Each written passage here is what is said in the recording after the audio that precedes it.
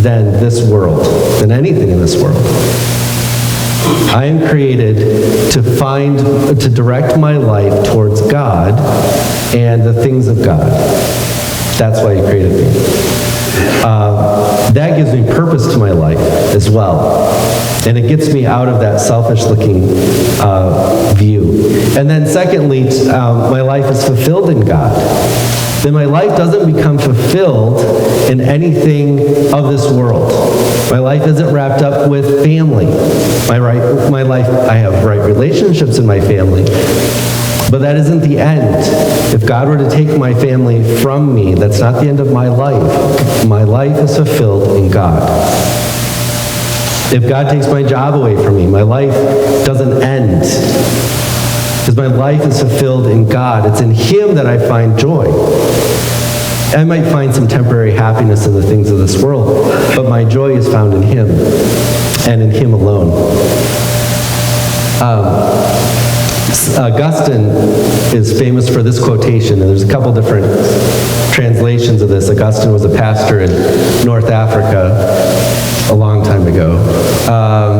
And he said to God, he has a book called Confessions, and which are they're basically prayers. He says, God, you have made us for yourself, O Lord, and our heart is restless until it rests in you. And that what he's reflecting on there is the fact that our hearts were created to worship, and they will always be restless. They'll never find fulfillment in anything else until they finally find it in God himself. And then I was going to read from this, but for sake of time I won't. But Pursuit of God, I've mentioned this before, by A.W. Tozer. If you haven't read this book, it's an easy read, and I strongly encourage you to read it. If you've read it before and it's been a while, it's worth reading again. This is one of those books that's worth reading about once a year. It's just a good reminder. But, okay, so I'll read part of it. Okay, I'm going to read from the preface. After all, I got a slide on it. Okay. But it's too long for me to put on the slide. He wrote this in 1948. Okay, Tozer wrote this in 1948.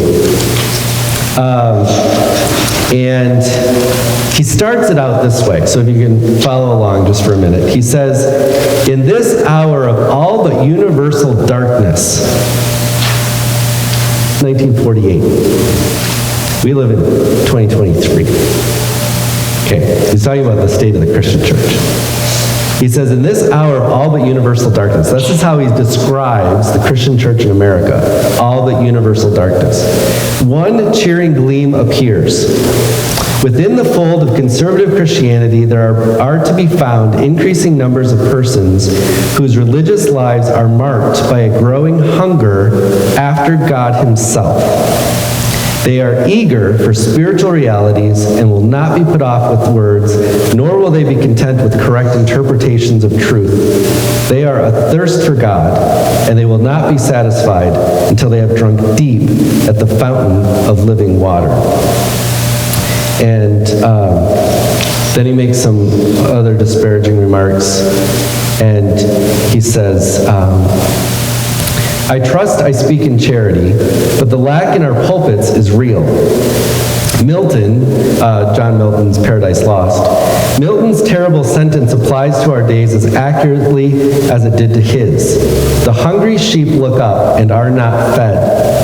It is a solemn thing and no small scandal in the kingdom to see God's children starving while actually seated at the Father's table. Now, no, I'm not talking about pastor, but he's talking about us sitting in the pew Sunday after Sunday, the pastor speaking, and we're not being fed by the Word of God.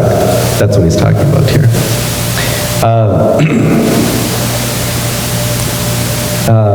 He says, thanks to our splendid Bible societies and to other effective agencies for dissemination of the Word, there are today many millions of people who hold right opinions, probably more than ever before in the history of the church. He was optimistic.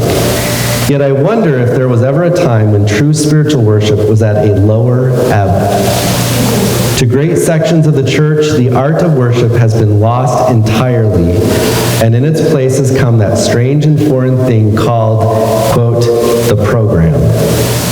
This word has been borrowed from the stage and applied with sad wisdom to the type of public service which now passes for worship among us.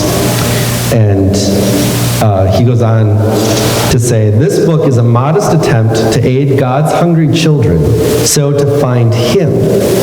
Nothing here is new, except in the sense that it is a discovery which my own heart has made of spiritual realities most delightful and wonderful to me.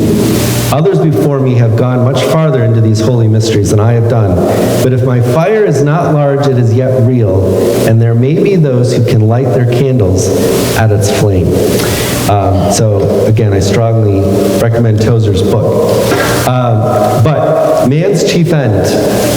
What is the chief end of man? Man's chief end is to glorify God and to enjoy him forever. And Lord willing, next Sunday, we'll go into more detail on the verses themselves and look at that in more detail. But any questions or comments? Pastor? Maybe this gets deferred to next week, but it's become popular among some parts of Christianity to change one word in this. Conjunctions and prepositions are extremely important in the meaning of a sentence. Man's chief end is to glorify God by enjoying him forever. Perhaps that would be worth commenting on. Sure. So Pastor's mentioning here that in some catechisms, the wording has been translated, the wording has been changed a little bit to mean something slightly different. And yeah, we can take a look at that next Sunday. If there's nothing else, then it looks like things are starting to get moving out there. So, Corey, would you mind closing us in prayer? Heavenly Father, we thank you for this day, Lord. We thank you for being a gracious, merciful God. Thank you for this time to look into your word, reflecting on the catechism, drawing questions of life to our existence and to your existence. And Lord, thank you for your willingness to lead this discussion. With our business meeting coming up, decisions that we make, fellowship that we have from here.